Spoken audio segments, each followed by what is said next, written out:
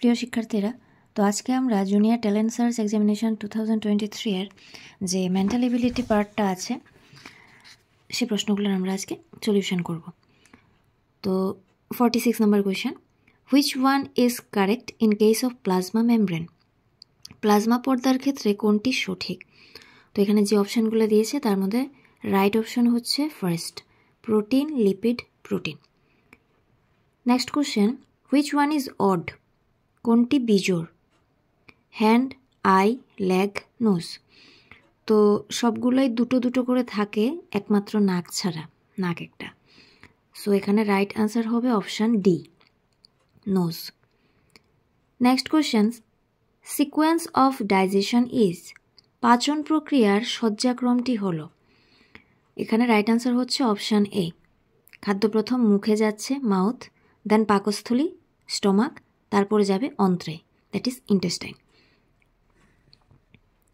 Next question, which one of the following diagrams best represents the relationship between snake, lizard and reptiles? তো এখানে right option যেটা সেটা হবে option D, কারণ snake আর Lizaad দুটোই কিন্তু রেপটাইলের মধ্যে আসছে। তো বড় সার্কেলটা দিয়ে আমি রেপটাইল বোঝালাম, যার মধ্যে স্নেক আলাদা, লিজার্ডের ধরন আলাদা।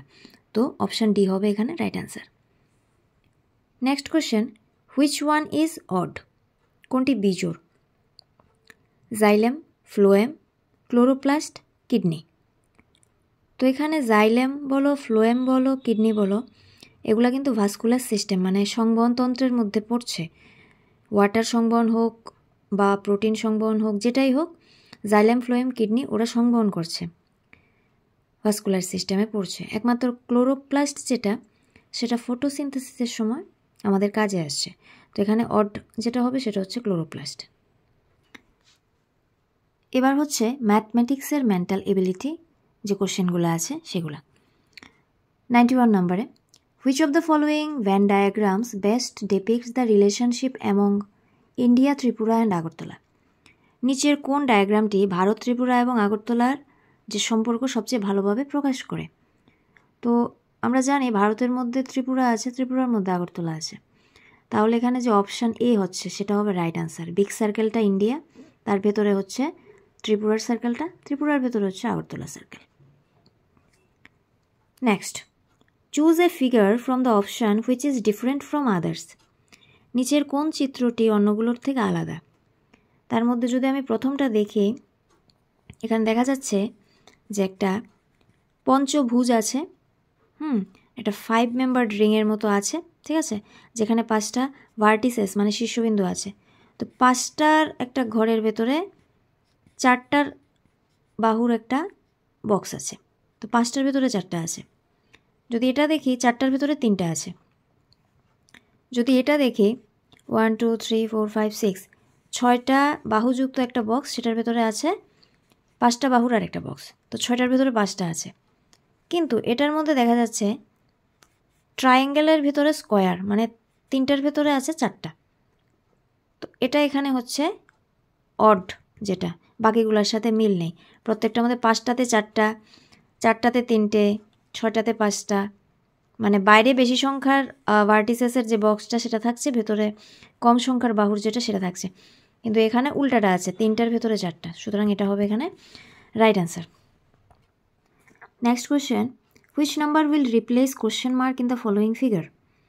নিচের চিত্রটিতে শূন্যস্থানে কোন সংখ্যাটি বসবে? তো এখানে যে ছবিটা দিয়েছে, এখানে দেখা যাচ্ছে, আমি যদি খাতায় লিখি, এখানে বসাতে হবে কিছু। এখানে 27 আছে, এখানে 64 আছে, এখানে 125 আছে। তো 27কে কিন্তু আমরা এখানে 3 কিউব আকারে লিখতে পারি। 3 কিউব মানে কি 3 × 3 × 3।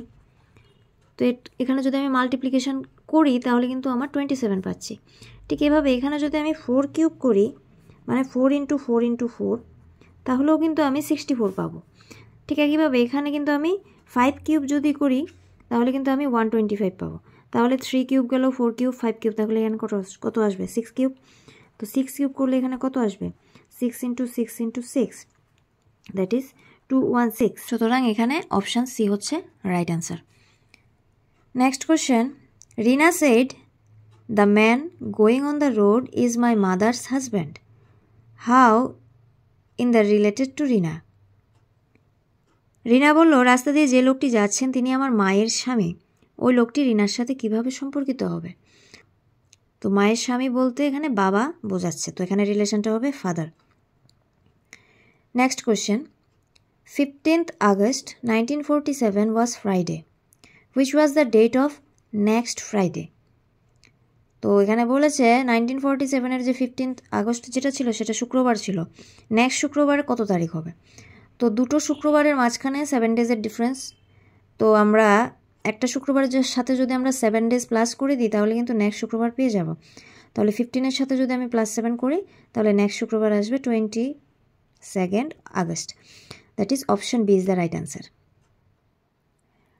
Choose one figure from figures A to D which, if joined to figure X, will form a complete square. A থেকে D আকৃতিগুলোর থেকে যে কোনো একটি নির্বাচন করো যার সাথে আকৃতি X যুক্ত করলে একটি পূর্ণ বর্গক্ষেত্র তৈরি হবে। তাহলে আমার X এর ফিগারটা এখানে দিয়ে দিয়েছে, একদম প্রথম স্ট্রাকচারটা।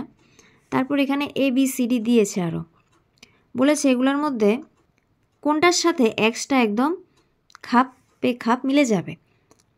তো আমি যদি দেখি X এর সাথে B অপশানটা কিন্তু মিলতে পারে, কারণ দুই সাইডের যে কার্ভগুলো আছে, এই কার্ভগুলো যে আছে এগুলোর সাথে কিন্তু এই জায়গাগুলো কিন্তু মোটামুটি মিলে যাওয়ার চান্স আছে। তো এখানে সঠিক অপশান যেটা সেটা অপশান বি হওয়ার চান্স বেশি, তবুও তোমরা আরেকবার দেখতে পারো। Next question 97, observe the relation between figures P and Q. Choose a figure from figure A to D which is related to figure R in a similar way. P এবং Q আকৃতি দুটির মধ্যে যে সম্পর্ক রয়েছে তা পর্যবেক্ষণ করো। এখানে দুটো ছবি দিয়েছে।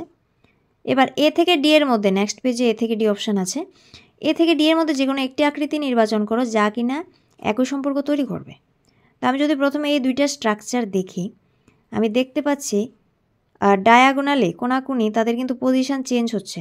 এটা চলে এসছে এখানে, আবার এটা চলে গেছে ওখানে, এদিক দিয়েও চেঞ্জ হয়েছে, এটা গেছে ওপরে, এটা চলে এসছে নিচে।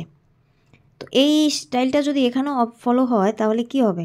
ট্রায়াঙ্গেল চলে যাবে ওপরে আর এদিকে স্কোয়ার চলে আসবে নিচে, ঠিক আছে? তাহলে এদিকে ট্রায়াঙ্গেল আর স্কোয়ার হবে, আর এদিকে আসবে কি এটা, আর এখানে আসবে সার্কেলটা, তাই তো?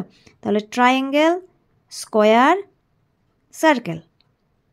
দেখা যাক পরের অপশানে কোনটা মিলছে।